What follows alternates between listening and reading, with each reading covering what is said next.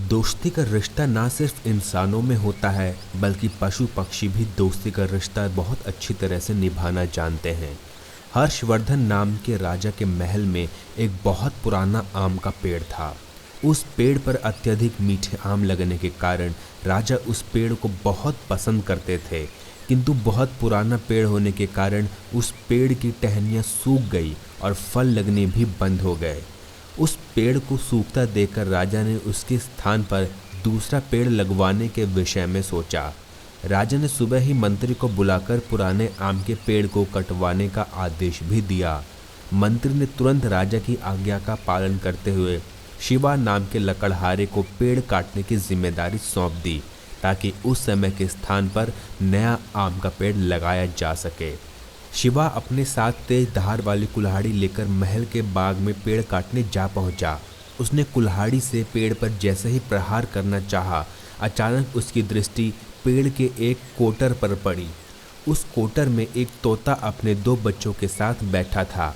तोते को बच्चे के साथ कोटर में बैठा देख लकड़हारा तोते से बोला, हे तोते, तू फौरन अपने बच्चों के साथ इस पेड़ से किसी अन्य पेड़ पर चला जा, क्योंकि मैं राजा की आज्ञा से इस पेड़ को काटने जा रहा हूँ। लकड़हारे की बात सुनकर तोता बोला, देखो भाई, मैं इस पेड़ से किसी अन्य पेड़ पर नहीं जाऊँगा। तुम्हें यह पेड़ काटना है तो काटो, मैं अपने बच्चों के साथ यहीं रहूँगा। लकड़हारा तोते को नासमझ समझकर समझाते हुए बोला, देखो, मैं तुमसे फिर कह रहा हूँ, तुम इस पेड़ से किसी अन्य पेड़ पर चले जाओ।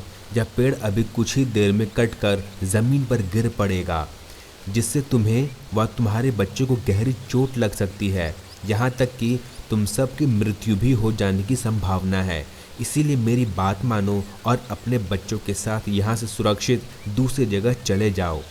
तोता लकड़हारे के समझाने के बावजूद भी पेड़ पे से नहीं गया।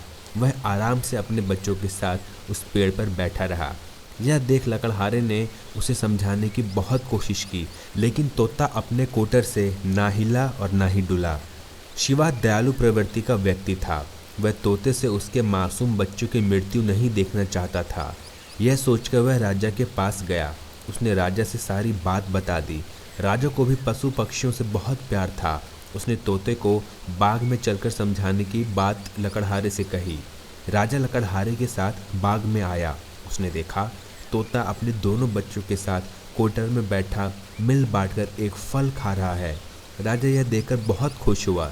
वह तोते से बोला, हे प्यारे तोते, मैंने इस आम के पेड़ की जगह एक दूसरा आम का पेड़ लगाने की बात सोची है, अतः मैं इस पेड़ को कटवाने जा रहा हूँ।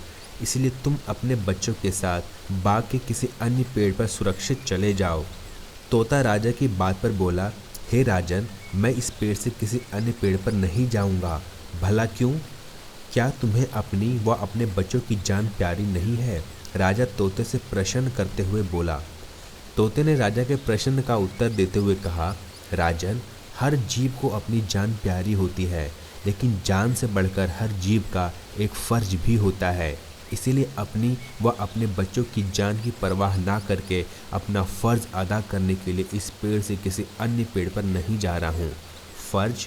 कैसा फ़र्ज प्यारे तोते? ज़रा अपनी बात को स्पष्ट करके हमें बतलाओ, राजा ने तोते से कहा। तोता राजा को अपनी बात समझाते हुए बोला, राजन, दोस्ती का फ़र्ज। मैं इस पेड़ पर रहकर अपनी दोस्ती का फ़र्ज अदा कर रहा हूँ। यह बूढ़ा वृक्ष हमारा सच्चा मित्र है। इससे हमारा नाता बहुत पुराना है। आपको पता नहीं, इस वृक्ष के इसी कोटर में मेरा जन्म हुआ था। इसी की छाया तले रहकर इसका फल फूल खाकर मैं बड़ा हुआ हूँ। इसने ना जाने कितनी बार आंधी तूफान और बारिश से मेरी रक्षा की है और मेरे सुख दुख में मेरा साथ दिया है, तथा आज भी हमें और हमारे बच्चों को इसी कोटर में पाल पोस रहा है। अतः आज जब यह बूढ़ा हो गया है तो इस समय संकट में है, तो मैं इसको ऐसे छोड़कर भला कैसे जा सकता हूँ? आपको यदि वृक्ष काटना है तो काटिए। मैं अपने जीते जी इस वृक्ष को छोड़कर कहीं नहीं जाऊँगा, चाहे मेरी व मेरे बच्चों की जान ही क्यों न चली जाए।